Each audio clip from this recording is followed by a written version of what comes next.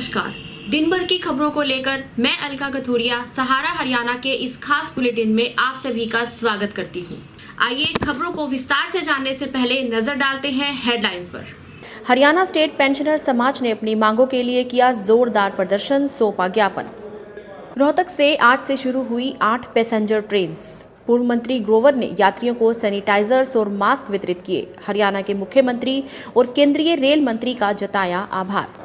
बजरंग भवन के पास FCI कार्यालय का संयुक्त किसान मोर्चा के आह्वान पर किसानों ने किया घेराव। सतीभाई साईदास सेवा दल द्वारा 2 वाटर कूलर ब्याव का हुआ उद्घाटन। PGI रोहतक में नवनियुक्त स्टाफ नर्सेज को अलग अलग बैच में दी जाएगी ट्रेनिंग। हरियाणा स्टेट पेंशनर समाज के प्रांतीय प्रधान KL निझावन की अध्यक्षता में पेंशनर्स ने अपनी मांगों को लेकर प्रदर्शन किया, जिसमें रोहतक, सोनीपत और झज्जर के पेंशनर्स ने भाग लिया। सभी सदस्यों ने सरकार की वादा खिलाफी के विरुद्ध गहरा रोष प्रकट करते हुए नारेबाजी की। BDPO राजपाल चहल को ज्ञापन सौंपा। इससे पूर्व सभी पेंशनर्स मानसरोवर पार्क स्थित सीनियर सिटीजन क्लब भवन में एकत्रित हुए और मीटिंग की, जिसमें कार्यकारी प्रधान देवराज नांदल, RS मान, राजेंद्र शर्मा, आनंद स्वरूप, ओम प्रकाश मलिक, RS मान, धर्मपाल, ईश्वर सिंह सैनी सहित रोहतक, झज्जर और सोनीपत के पेंशनर्स मौजूद थे। इस बारे में विस्तृत जानकारी देते हुए कार्यकारी अध्यक्ष मास्टर देवराज नांदल ने कहा, यहाँ स्टेट पेंशनर समाज की स्टेट कार्यकारिणी के निर्णय की पालना में आज रोहतक, सोनीपत और झज्जर के पेंशनर मानसरोवर पार्क के सीनियर सिटीजन क्लब भवन में इकट्ठे हुए थे। वहाँ से जुलूस की शक्ल में DC कार्यालय तक अपनी मांग पत्र मुख्यमंत्री तक पहुंचाने के लिए पहुंचे और मुख्यमंत्री के नाम जो ज्ञापन दिया है DC साहब की गैर हाजिरी में BDPO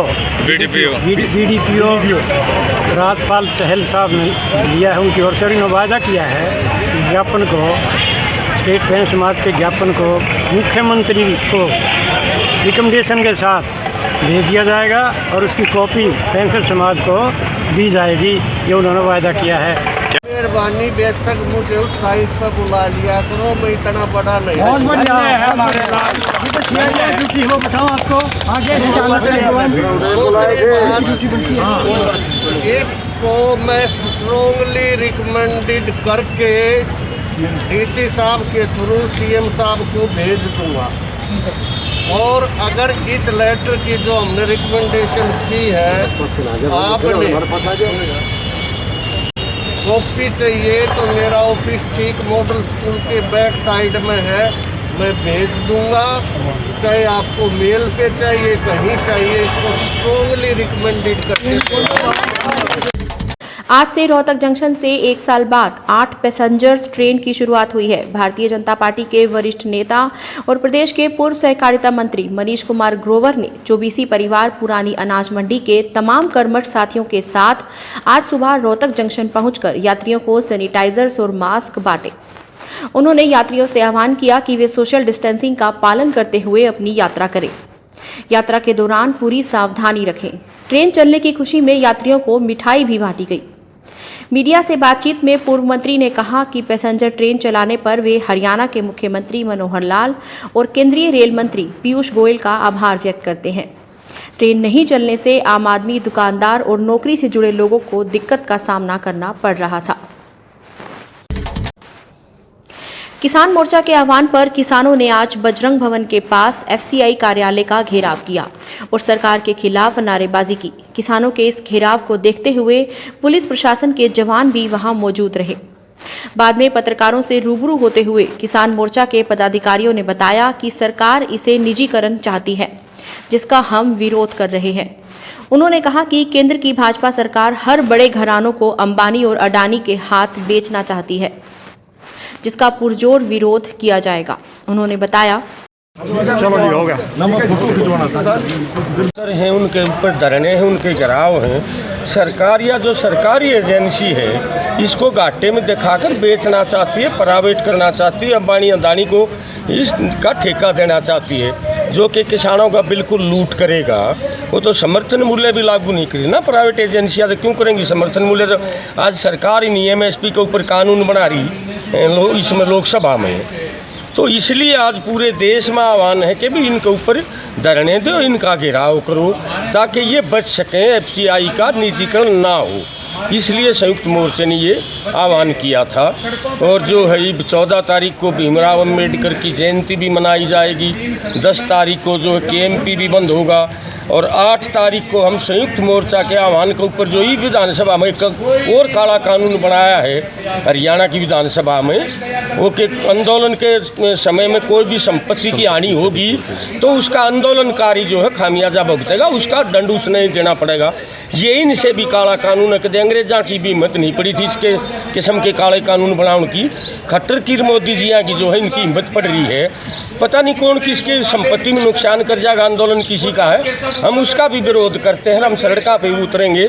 नाज की पूरी गारंटी आज बिरान माटी कर रखी है किसान की, आज थोक में लोग जा रहे हैं, पोर्टल चाल नहीं रहा, रजिस्ट्रेशन करवाने नाज के ऊपर इतनी उल्टी सीधी शर्त ला रखी है, पहले पोर्टल पर जाओ रजिस्ट्रेशन करवाओ, फिर वह तारीख बताओगे आज की, जिसने काट लिया उसकी 1 महीना तारीख पाछे बताई, कड़े रखेगा नाज ने।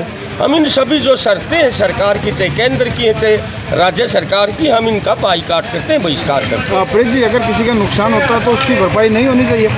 नुकसान तो कौन कर जाएगा, कौन नहीं, सरकार ने कर दिया, रोड पाड़ दिया ही पास से, सारे सरकार ने रोड पाड़े, भरवा लो, खट्टर दो रहे, मोदी दो रहे, उनका कौन, उनका भी किसान भरेगा क्या? पता नहीं, ये खुद कर सकती है सरकार, इनके भाड़े के टट्टू और ये RSS BJP का जो टोल है ये नुकसान कर सकता है, ये देश ने फूक भी सकता है। इतने बेरहम देश से कोई लेना देना नहीं है, अंग्रेजा की औलाद है ये, उसका किसान और मजदूर कर्मचारी है जो है कमा के खानिया अपने देश में संपत्ति की हानि नहीं पहुंचाएगा, उसका उद्देश्य है, उसने संपत्ति खुद ने बना के खड़ी करी है, वो नहीं जला सकता, उसको नहीं नुकसान कर सकता। सती भाई साईं दास सेवा दल द्वारा महंत राम सुखा दास महाराज की छत्रछाया में सिविल अस्पताल पालिका बाजार के सामने रोहतक में 2 वाटर कूलर प्याऊ का आज उद्घाटन हुआ। प्रसिद्ध समाज सेवी राजेश जैन की पुत्र वधू स्मृति जैन के कर कमलों से पूर्व मंत्री मनीष ग्रोवर की गरिमामयी उपस्थिति में किया गया इस उद्घाटन को। इस प्याऊ से यहां आने जाने वाले हजारों लोगों को गर्मी में ठंडा जल पीने को मिलेगा।